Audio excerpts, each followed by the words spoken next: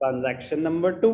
अब एक मिनट, मुझे इसका फिर से एनालिसिस करके दिखाने की जरूरत तो नहीं है कि कैश डेबिट क्यों हुआ, एसेट्स इंक्रीज हो रहे थे। कैपिटल क्रेडिट क्यों हुआ, कैपिटल इंक्रीज हो रही थी। Same rule as above.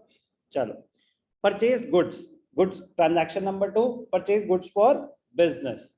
जब हम गुड्स परचेज करते हैं तो कौन सा अकाउंट ओपन होता है? आरव, रजिस्टर को कर देंगे प्लीज बंद।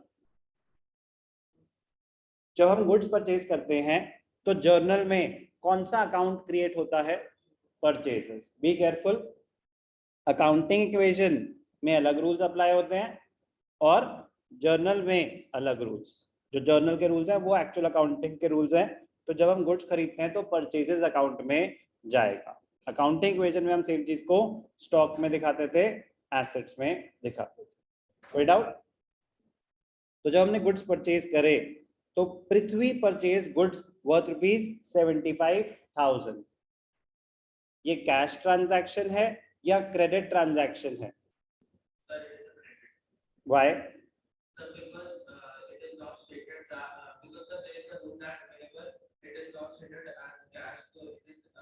रॉन्ग। कैश या क्रेडिट?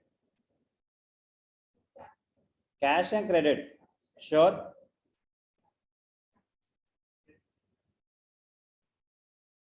आ रही है शर्म या नहीं आ रही? थोड़ी थोड़ी काश आए। Sara, is this a cash transaction और a credit transaction? Credit. Cash transaction. Sir, rule is when the name of the party is given, when the name of the party is given and it is not specified whether it is a cash or a credit transaction, it will be treated as a credit transaction. When the name of the other party, जिससे आप सामान खरीद रहे हो उसका नाम, ये तो जो बिजनेस खोल के बैठा है उसका नाम था, जानबूझ के कंफ्यूज करने के लिए दिया। Prithvi purchased goods for his business, तो उसके नाम का क्या करना? पेमेंट उसने करनी है। किसको करनी है? क्या कोई पार्टी का नाम है? तो this is a cash transaction, this is a cash transaction. हाँ, it is not specified whether it is a cash और अ क्रेडिट ट्रांजैक्शन। तो रूल कहता क्या है? when the name of the party is given and it is not specified whether it is a cash or a credit transaction, then it will be treated as a credit transaction. क्या जिससे सामान खरीदा उसका कोई नाम given था? क्या कुछ मेंशन था कि कैश है या क्रेडिट है? तो कैश है। बात समझ आई? तो goods purchase for cash, accounts involve purchases और कैश, अकाउंट्स इन्वॉल्व परचेजेस और कैश। परचेजेस एक्सपेंस होता है, increase in expenses debited. Payment हुई है, कैश जा रहा है, डिक्रीज इन एसेट्स क्रेडिटेड। तो ऐसे स्पीड बढ़ जानी चाहिए कि जब जब पेमेंट कर रहे हो कैश में तो कैश क्रेडिट होगा, जब जब गुड्स खरीद रहे हो तो परचेजेस डेबिट होगा। धीरे धीरे आप उस स्पीड पे पहुंच जाएंगे। तो जर्नल एंट्री क्या हुई? Purchases account debited to cash account.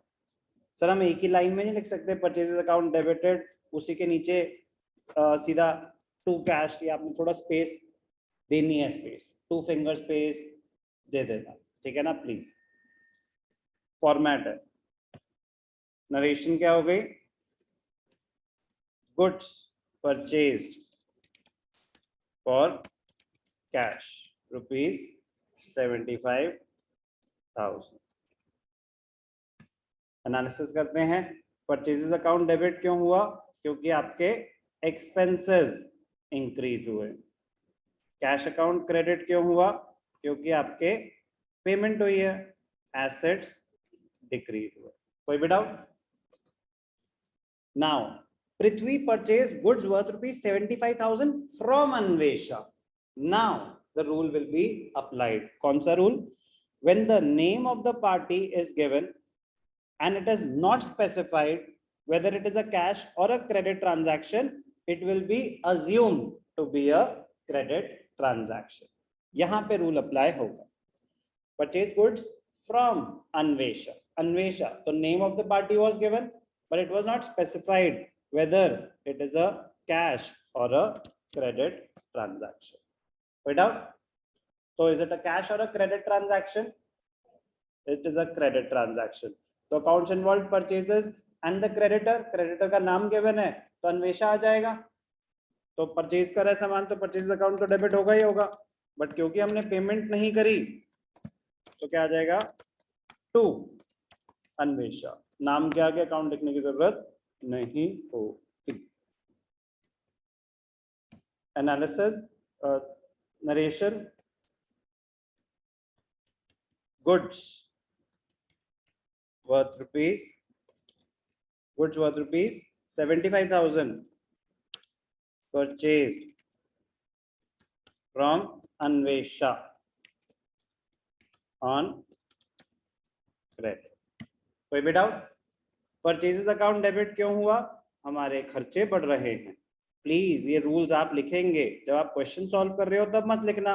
अभी जितनी बार लिखोगे आपका कॉन्सेप्ट और स्ट्रॉन्ग परमानेंटली होता जाएगा। क्रेडिटर्स, लायबिलिटीज बढ़ गई इसीलिए क्रेडिट।